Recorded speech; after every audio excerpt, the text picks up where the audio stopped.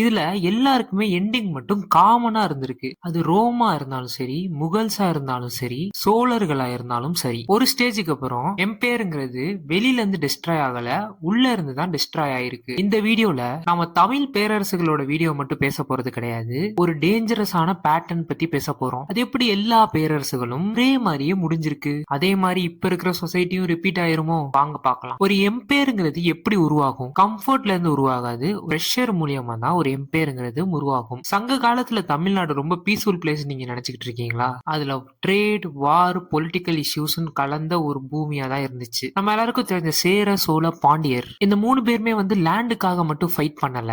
Power, trade roots, board, அப்புறம் identity, இது எல்லாத்துக்காக தான் அவங்க சண்டை போட்டாங்க. அந்த காலத்துல யார்கிட்ட போர்ட் இருந்துச்சோ அவங்க கிட்ட தான் பவர் இருந்துச்சு. யாரு கிட்ட வெல்த் இருந்துச்சோ அவங்க கிட்ட தான் ஆர்மி இருந்துச்சு. யாரு கிட்ட இது எல்லாமே இருந்துச்சோ அவங்க தான் ஹிஸ்டரியவே எழுதி வச்சுட்டு போனாங்க. சோ பேசிக்கலி ஒரு எம்பையர் உருவாக என்ன தேவைன்னா ஹங்கர், பசி. ஒரு கிங்டம் பசியோட இருந்துச்சுன்னா அது ரொம்ப ஆபத்தானது. சோழர்கள் வந்த பிறகுதான் தமிழ் ஹிஸ்டரிங்கிறது நெக்ஸ்ட் லெவலுக்கு போச்சு. ராஜராஜ சோழர் பீரியட்ல தான் பிரகதீஸ்வரர் டெம்பிள பில்ட் பண்றாங்க. ஆனா அது ஒரு டெம்பிள் கிடையாது, அது ஒரு ஓபன் ஸ்டேட்மெண்ட். நாங்க இப்படிதான் வாழ்ந்தோம், நாங்க இதை இப்படிதான் ரூல் பண்ணோங்கிற ஒரு ஓபன் ஸ்டேட்மெண்ட். அந்த காலத்துல டெம்பிள்னா ஒரு ரிலிஜியன் மட்டும் கிடையாது, administration, economy, art, storage, power, simple, சொல்ல போனா எல்லாமே. அப்புறம் ராஜேந்திர சோழா ஒரு இம்பார்ட்டன்டான மூவ் ஒன்று பண்ணாரு, அதுதான் சீ ரூட் டாமினேஷன். இதனால சவுத் ஈஸ்ட் ஏசியா வர இன்ஃபுளுன்ஸ்ங்கிறது எக்ஸ்பேண்ட் ஆயிருச்சு. இமேஜின் பண்ணி பாருங்க, 1000 வருஷத்துக்கு முன்னாடியே Tamil பவர்ங்கிறது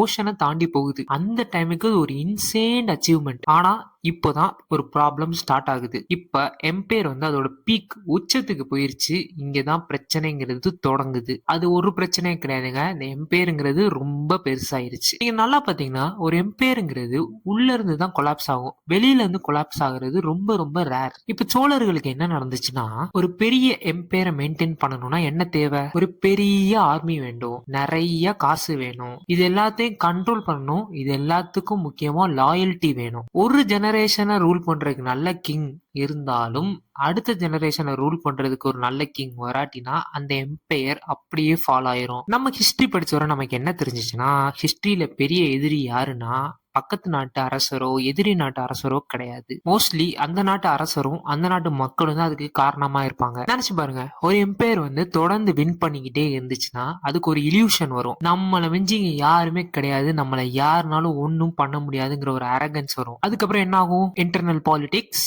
power struggles, week successes, இதெல்லாம் ஒரு ஸ்லோ பாய்சன் மாதிரி ஒர்க் ஆக ஆரம்பிச்சிடும். அதனாலதான் நீங்க ஹிஸ்டரியை நல்லா எடுத்து பாத்தீங்கன்னா ஒரு எம்பையருங்கிறது உடனே கொலாப்ஸ் ஆகல, பட் ஸ்லோவா கொலாப்ஸ் ஆயிருச்சு. சோழர்களுக்கு அப்புறம் பாண்டியர்கள் ரைஸ் ஆகுறாங்க, உடனே பவர் ஷிஃப்ட் ஆகுது, உடனே எல்லாமே அவங்களுக்கு கிடைக்குது, உடனே அவங்களும் எக்ஸ்பேண்ட் பண்றாங்க, உடனே அவங்களுக்கு க்ளோரியும் கிடைக்குது. இங்கதான் நீங்க ஒன்னு நோட் பண்ணும், சேம் பேட்டர்ன் இங்கே நடக்க ஆரம்பிக்குது. ஒரு டைமுக்கு அப்புறம் சவுத் இந்தியாவே ஒரு பேட்டில் ஃபீல்டா மாறிடுச்சு. டெல்லியில இருந்து சுல்தானேட் இன்வேஷன் வர ஆரம்பிச்சிருச்சு. ஏற்கனவே உள்ள பல பிரச்சனைகள் இருக்கும்போது எக்ஸ்டர்னலா ஒரு அட்டாக் வரும்போது பிரஷர் ரொம்ப விழுக ஆரம்பிச்சிருச்சு. ஒரு இம்பார்ட்டன்ட் திங் நீங்க என்ன பார்க்கணும்னா, ஒரு எம்பையர் ஸ்ட்ராங்கா இருக்கும்போது வெளியில இருந்து ஒரு அட்டாக் வந்துச்சுன்னா அதை ஈஸியா தாங்கிடும். பட் உள்ளேயே வீக்கா இருக்கும்போது லைட்டா ஒரு புஷ் கொடுத்தாலே அந்த எம்பையர் கீழே விழுந்துரும். இதுதான் ஆல்மோஸ்ட் எவ்ரி தமிழ் எம்பையருக்கு ரிப்பீட் ஆன pattern. Rice, power, expansion, luxury, உடனே இன்டர்னல் வீக்னஸ், தென் கொலாப்ஸ். நீங்க ஒன்னு கேள்விப்பட்டிருப்பீங்க, history repeats it self.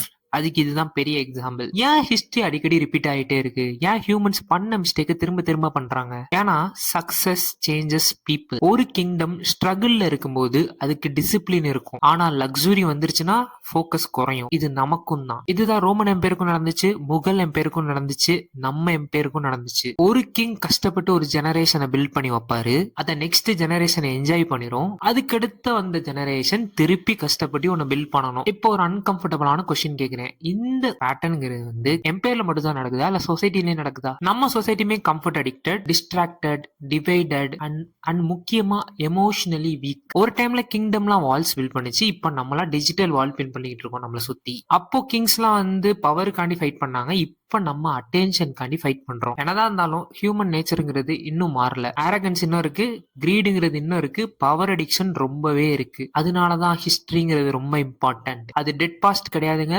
Future warning. அதை பார்த்து ஃபியூச்சர்ல என்ன நடக்க போகுதுன்னு நம்ம முன்னாடியே கண்டுபிடிக்க முடியும். There's a saying, nothing stays powerful for ever. ஒரு காலத்துல சில எம்பையர்ல கிங்ஸ் பவர்ஃபுல்லா இருந்தாங்க, ஆர்மிஸ் இருந்துச்சு, பெரிய பெரிய விஷயங்கள்லாம் இங்க நடந்துச்சு. பட் இப்ப அங்க ஒண்ணுமே கிடையாது. ஸோ ஹிஸ்ட்ரிஸ் படிச்சோம்னா நம்ம ஹியூமன் நேச்சரை படிக்கலாம். ஹிஸ்ட்ரிஸ் மோஸ்ட்லி ரிப்பீட் ஆகிட்டே தான் இருக்கும். என்ன தப்பா அவங்க செஞ்சாங்களோ அதை நம்ம இப்ப பண்ணாம இருந்தா அது ரிப்பீட் ஆகாது. ஸோ உங்களை நான் அடுத்த வீடியோல சந்திக்கிறேன். அது வர பாய். பிடிச்சிருந்தா லைக் பண்ணுங்க, ஷேர் பண்ணுங்க, சப்ஸ்கிரைப் பண்ணுங்க.